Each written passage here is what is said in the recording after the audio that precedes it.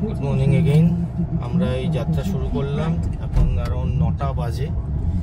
আমরা মালদা থেকে শুরু করলাম, অরণ্য রিসর্টে যাব জলদাপাড়ায়। ডিস্টেন্স দেখাচ্ছে 8 hours 7 minutes। মাঝখানে আমরা লাঞ্চ ব্রেকও দেবো।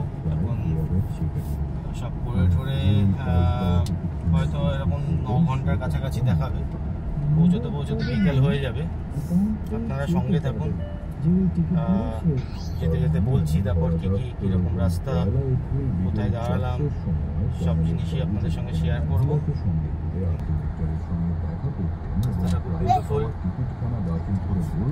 আর সবাইকে শুভ চতুর্থী। সবাইকে শুভ চতুর্থী, সবার ভালো কাটুক পুজো। যদি সেই মহিলা প্রাপ্তি বয়স্ক হতেন এবং স্বীকার করতেন তিনি ওই টিকিটের মালিক, দেওয়া হতো।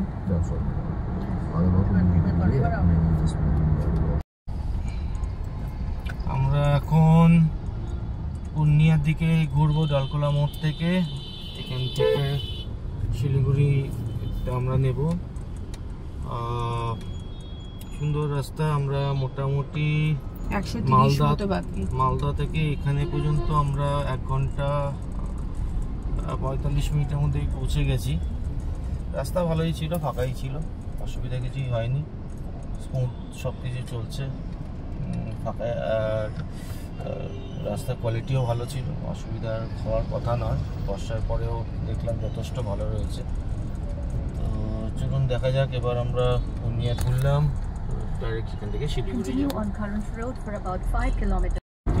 কিষানগঞ্জের দিকে যাচ্ছি আমরা। বাইরের সমস্ত কিছু এত সুন্দর লাগছে, আর এত বৃষ্টি হয়েছে বলে রিসেন্টলি আরো সবুজ লাগছে সবকিছু। গরম আছে, হ্যাঁ, কিন্তু ভালো গরম আছে। 35 ডিগ্রি দেখাচ্ছে বাইরে টেম্পারেচার। ফিল লাইটটা তো আরো বেশি হবে। রাস্তা খুবই স্মুথ, মাঝে মাঝে গর্ত আছে। হ্যাঁ, মাঝে মাঝে খানিকটা আছে বটে গর্ত। সেটুকু যদি ইগনোর করা যায় তাহলে ওভারঅল চারদিকটা এত সুন্দর লাগছে, এত সবুজ যে খুবই ভালো লাগছে। তো বন্ধুরা, এখন আমরা ইসলামপুর বাইপাস দিয়ে যাচ্ছি। বেশ ফাঁকা রাস্তা, কোনো গাড়ি নেই লিটারেলি।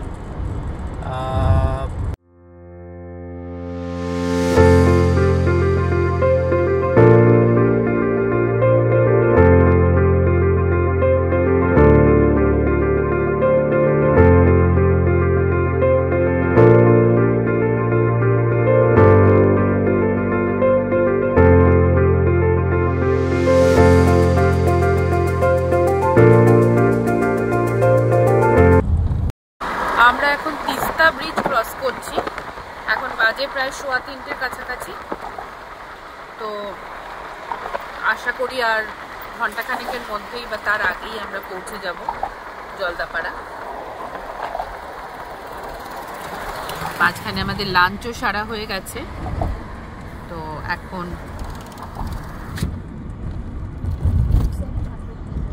আপনারা সঙ্গে থাকুন, দেখতে থাকুন। অবশেষে আমরা ধূপগুড়িতে এসে পৌঁছালাম। রাস্তাটা মোটামুটি ভালো, অতটাও নয়। মাঝখানে আমরা একটা মালবাজার জাংশন আছে, সেটা বাঁদিকে চলে গেছে, সেটা আপনাদের দেখাতে পারিনি বিকজ রাস্তাটা খুব একটা বেশি ভালো ছিল না। আর এখানে বেশ ট্রাফিকের বেশ ভালোই আছে, লোড আছে এখানে। আর অ্যানুয়াল যে পাসটা আমি যেটা করিয়েছি ফাস্ট্যাগের, তো এটা খুবই কাজে দিচ্ছে, স্মুথলি কাজ করছে। আমরা অনেকগুলো টোল মাঝখানে পার হয়েছি, যেটা আমরা ক্যাপচার করিনি। রাস্তার অবস্থা এইদিকে বেশ খারাপ। এই রাস্তাটাই গুয়াহাটি, শিলচর ওইদিকে চলে যাচ্ছে, ডিব্রুগড় ওইদিকে চলে যাচ্ছে। আর যেহেতু এখানে বেশ ভালোই ট্রাকের সমাগম আছে, তো সেই জন্য টাইমও অনেক বেশি লেগে যাচ্ছে। এখন আমাদের ইটিএ দেখাচ্ছে আপাতত 5টা 4:56, 5টাই অলমোস্ট। তো এখন দেখতে হবে যে কতক্ষণে আমরা এই জ্যামটাকে কাটিয়ে উঠতে পারি, নাহলে টাইম আরও বাড়তে থাকবে অবভিয়াসলি। আর সিগন্যালস আছে প্রচুর রাস্তায়। সঙ্গে থাকুন, দেখতে থাকুন, আমরা পৌঁছে গিয়ে আপনাদের সঙ্গে কানেক্ট করব। ওই দূরে কি সুন্দর মাউন্টেন রেঞ্জ দেখা যাচ্ছে, আহ দারুণ লাগছে। কালো পাহাড়, জানি না কতটা বোঝা যাচ্ছে, দাঁড়াও ঢেকেই গেল, আবার একটু দেখতে পেলেই আমি দেখাচ্ছি বড় করে জুম করে। ওই তো হোপফুলি দেখা যাচ্ছে কিছুটা কিছুটা।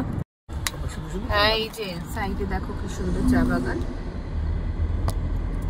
লংডালা টি এস্টেট। পুরো রাস্তাটা জুড়ে টি এস্টেট। এই সাইড আমরা প্রায় বীরপাড়া পৌঁছেই যাব। আর এই দিকটা একটু দেখিয়ে দিই, এই দিকটা হচ্ছে পুরো জঙ্গল, ওই টি এস্টেট জঙ্গল সব একসাথেই চলছে আর কি। কারণ আমি পুলিশ বিভাগে কাজ করি, ক্রিমিনাল ইন্টেলিজেন্সে। এসেছি একটা খুনের তদন্তে, সেই প্রসঙ্গেই জানতে চাইছি। 1 অক্টোবর রাত্রে আপনি কোথায় ছিলেন? রাত 10টার পর থেকে বাকিরা পকেট থেকে একটা নোটবুক বের করে শুধু বলে, এবার বলুন। কাবেরীর মুখখানা সাদা হয়ে যায়, ঠোঁট দুটো নড়ে ওঠে একবার, কিন্তু কথা বেরোয় না। ঠিক সেই মুহূর্তে বিনা নোটিসে ঘরে ঢুকে পড়লেন অজয় চ্যাটার্জি। সরাসরি কাবেরীকে বললেন, ওই দেয়ালে ঠিক এফেক্টটা আসেনি, মানে একটা পয়েন্ট।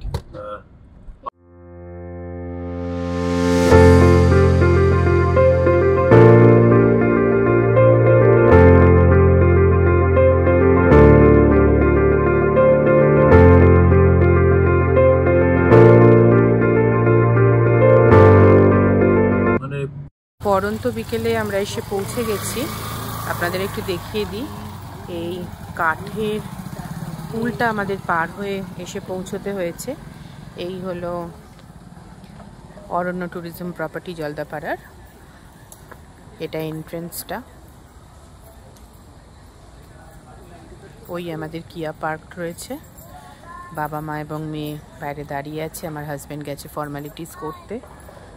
আর এই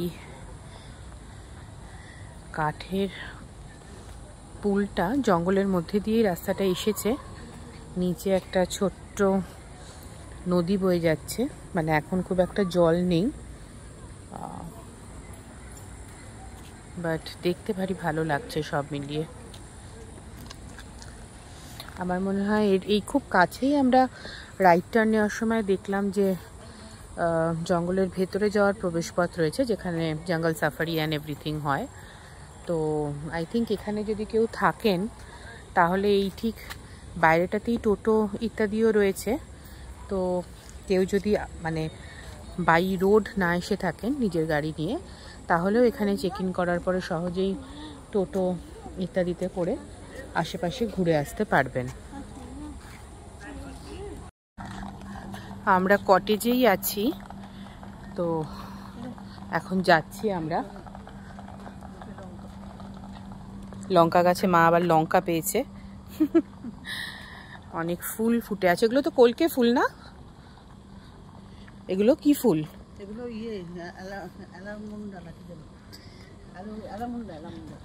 আচ্ছা, এক্স্যাক্ট নামটা আমি জানি না। কোথায় দেখছো বেগুন? কই বেগুন গাছে, যে বেগুন ছোট ছোট। হ্যাঁ বাবা আসছি, আচ্ছা পরে এসে আমরা বেগুন গাছে বেগুন দেখব। আপাতত আমাদের এই কটেজগুলোতে অ্যাকোমোডেট করেছে, তো মানে আমরা সেভাবেই বুকিং করে এসেছি। ওকে, প্রত্যেকটা কটেজের নাম্বার রয়েছে আর একটা করে নাম রয়েছে। প্রথমটা যেমন কটেজ নাম্বার 7 কৃষ্ণচূড়া। চলো চলো, হ্যাঁ ওইদিকে একটা চিলড্রেন্স পার্কও রয়েছে, বাচ্চাদের আকর্ষণের জায়গা। যাব আমরা, আগে ঘরে গিয়ে চেক ইন করি, তারপর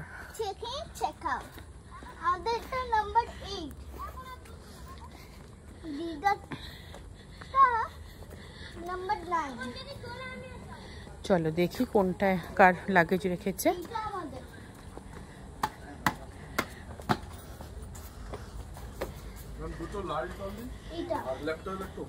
আচ্ছা ওকে।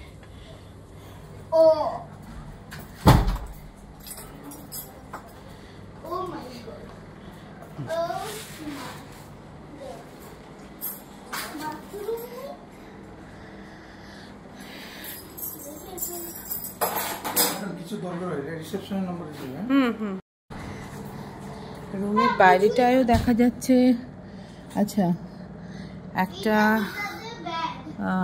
এদের একটা এরকম চৌহদ্দি করা রয়েছে ঠিকই, তারপরে কিন্তু জঙ্গল পুরোপুরি, মানে একেবারে জঙ্গলের লাগোয়াই বলতে পারেন থাকার জায়গাটা। আর রুমটা খুবই স্পেসাস। এই হলো একটা সিটিং এরিয়া, বেডসাইড টেবিল রয়েছে, বেড, এখানে একটা সুন্দর ছবি রয়েছে, এখানে রয়েছে টিভি ইউনিট, বসার জায়গা, খাটের পেছন দিকটা আবার বেতের কাজ করা, very nice, it's a king size bed. আর এখানে একটা কেটল রয়েছে, কাপস রয়েছে, আর একটা মিল্ক পাউচ রয়েছে, আই থিঙ্ক টি ব্যাগস রয়েছে, একটা আলমিরা আছে, আলমিরার ভেতরে এক্সট্রা পিলো আছে, কম্বল আছে, জামা কাপড় রাখার জায়গা রয়েছে। আমরা যেহেতু সবে এলাম তাই মানে আপনারা দেখলেন একই সঙ্গে প্রায় ঢুকলাম, তো এখনো পর্যন্ত লাগেজ আমরা রাখিনি ঠিক করে। একটা বড় ওয়াল টু ওয়াল মিরর রয়েছে, তার নিচে আগেন স্টোরেজ ইউনিট রয়েছে, একটা ফ্রিজ রয়েছে। ফ্রিজটা খোলো তো বাবা, ওর ভেতর কিছু আছে কিনা। আচ্ছা, ফ্রিজটা খালি। এবার এই ঢুকে এই একটা স্কোয়ার স্পেস, দেখ ওকে, বাথরুমটাও স্পেসাস। এরপরে একদল বাইসন দেখে আমরা আমাদের এই ভিডিওটা শেষ করবো আজ রাতের জন্য। বাইসন গুলি আমাদের কম্পাউন্ডের ঠিক পেরিফেরালের বাইরেই এসেছিল, এক দল ছিল, ঝাঁকে ছিল, এবং তাদেরকে আমরা দেখলাম, সাসলেজ ছিল আমার কাছে। আপনাদের যদি ভিডিওটা ভালো লাগে, লাইক, শেয়ার এবং সাবস্ক্রাইব অবশ্যই করবেন। অসংখ্য ধন্যবাদ।